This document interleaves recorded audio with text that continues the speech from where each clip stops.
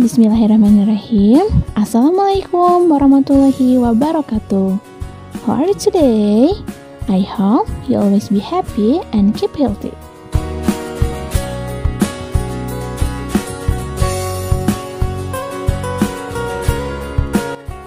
Pada pembelajaran kali ini, kita akan belajar tema 7 subtema 1 mengenai keragaman sosial budaya di Indonesia.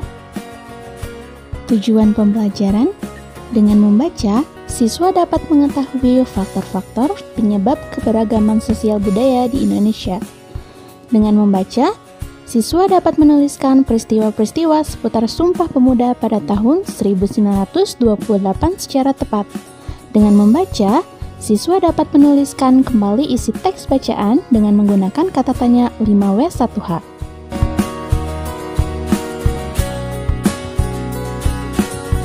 Say basmalah before learning. Bismillahirrahmanirrahim. Tahukah kamu apa itu budaya? Budaya merupakan segala sesuatu yang dihasilkan oleh akal budi manusia. Adapun wujud budaya dibagi menjadi 3, yaitu 1. Gagasan atau ide. Contohnya adalah kepercayaan. 2. Tindakan. Contohnya upacara adat dan seni pertunjukan. Serta yang ketiga, benda. Contohnya pakaian adat dan senjata tradisional. Selain sebagai identitas, kebudayaan juga sebagai kepribadian suatu bangsa. Negara kita mengembangkan kebudayaan daerah dalam rangka memperkaya kebudayaan nasional. Kebudayaan nasional bersumber dari kebudayaan daerah. Kebudayaan nasional lahir sebagai hasil usaha akal budi atau pikiran seluruh bangsa yang terdiri atas beragam ras dan suku. Faktor-faktor penyebab keberagaman bangsa Indonesia, yaitu faktor keberagaman kenampakan alam di Indonesia, karena wilayah Indonesia terdiri atas pulau-pulau, di mana antara pulau yang satu dengan pulau yang lain memiliki adat istiadat, tradisi, budaya, dan bahasa yang berbeda. Dan di pulau tersebut dihuni oleh ras dan suku yang berbeda. Berdasarkan ciri-ciri fisiknya, masyarakat Indonesia dapat dibedakan menjadi 4 kelompok ras sebagai berikut. 1. Kelompok ras Papua Melanozoid. Terdapat di Papua, Pulau Aru, dan Pulau Kai. 2. Kelompok ras Negroid, antara lain orang Semang di Semenanjung Malaka, orang Mikopsi di Kepulauan Andaman. 3. Kelompok ras Wedoid, antara lain orang Sakai di Siak Riau, orang Kubu di Sumatera Selatan dan Jambi, orang Tamuna di Pulau Muna, orang Enggano di Pulau Enggano, dan orang Mentawai di Kepulauan Mentawai. 4. Ras Melayu Mongoloid yang dibedakan menjadi 2 kelompok, yaitu kelompok pertama terdiri dari ras Proto-Melayu atau Melayu Tua, antara lain suku Batak, suku Toraja, suku Dayak, dan ras keturunan Cina atau ras Mongoloid, warga keturunan Arab, Pakistan, juga India.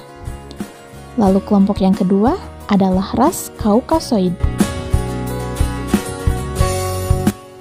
Selain itu, masyarakat Indonesia terdiri dari beberapa suku bangsa atau etnis yang memiliki bahasa dan adat yang berbeda. Contohnya di Sumatera Barat terdapat suku Aceh, suku Melayu, dan suku Batak. Di Pulau Jawa terdapat suku Betawi, suku Sunda, suku Osing, dan suku Jawa. Faktor letak geografis negara Indonesia yang dilalui garis khatulistiwa. Perbedaan kondisi geografis turut berdampak pada munculnya berbagai ragam mata pencaharian. Contohnya perikanan, pertanian, kehutanan, dan perdagangan.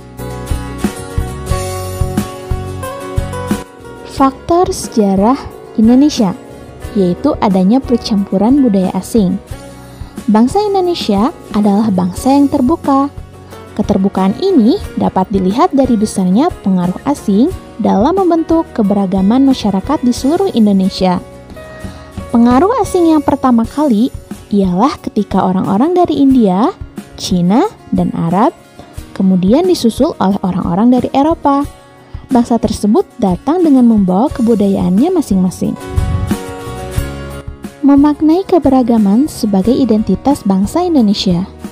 Sejak kedatangan bangsa-bangsa Eropa ke Indonesia, maka muncullah berbagai macam organisasi. Di antaranya adalah organisasi pemuda yang bersifat kedaerahan, organisasi pemuda bersifat nasional, dan organisasi pemuda bersifat keagamaan.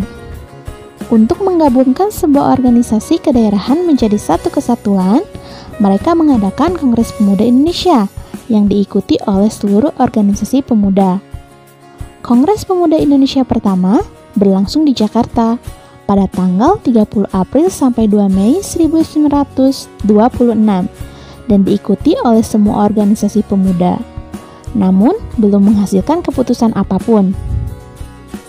Kongres Pemuda Indonesia II merupakan lanjutan dari Kongres Pemuda I, dan pada Kongres Pemuda II berlangsung di Jakarta pada tanggal 27 sampai 28 Oktober dan menghasilkan keputusan sebagai berikut.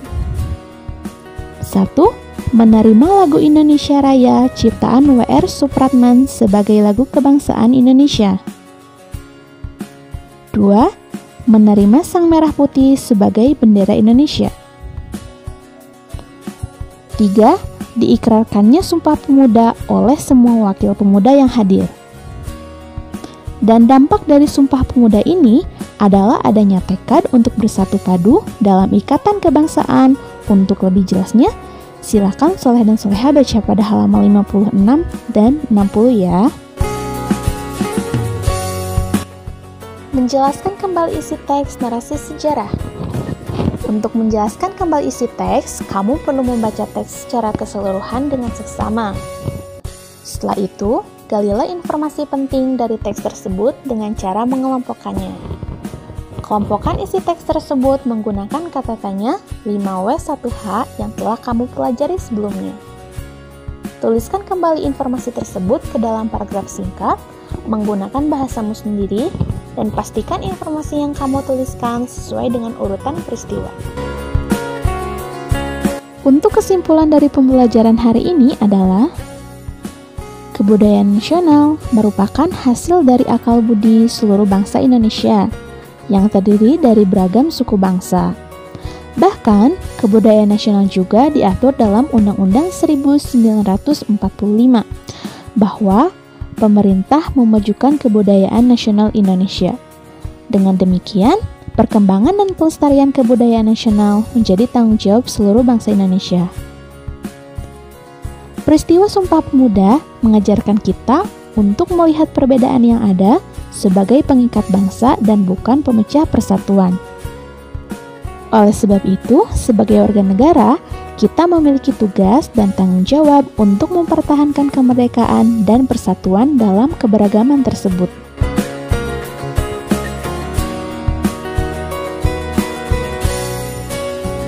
Hal ini sesuai dengan firman Allah dalam Quran Surat Ali Imran ayat 103. Dan berpeganganlah kamu semuanya kepada tali agama Allah, dan janganlah kamu bercerai-berai. Dan ingatlah atas nikmat Allah kepadamu ketika dulu masa jahiliyah bermusuh-musuhan. Maka Allah mempersatukan hatimu, lalu menjadikan kamu karena nikmat Allah orang-orang bersaudara. Dan untuk tugasnya, silakan Soleh dan Soleha kerjakan pada buku tema 7 halaman 41 dan halaman 53. Semangat ya! Kita cukupkan pembelajaran hari ini. Mudah-mudahan Soleh dan Soleha dapat memahami materinya. Saya Hamdalah, alhamdulillahirabbil alamin. Terima kasih atas perhatiannya. Assalamualaikum warahmatullahi wabarakatuh.